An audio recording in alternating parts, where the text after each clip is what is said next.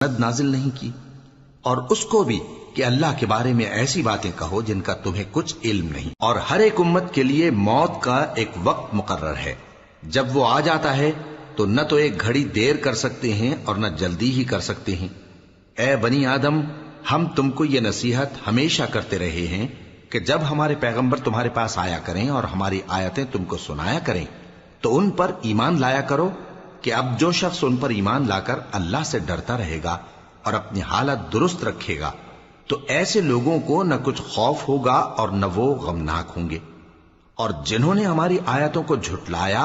اور ان سے سرتابی کی، وہی دوزخی ہیں کہ ہمیشہ اس میں جلتے رہیں گے۔ پس اس سے زیادہ ظالم کون جو اللہ پر جھوٹ باندھے یا اس کی آیتوں کو جھٹلائے؟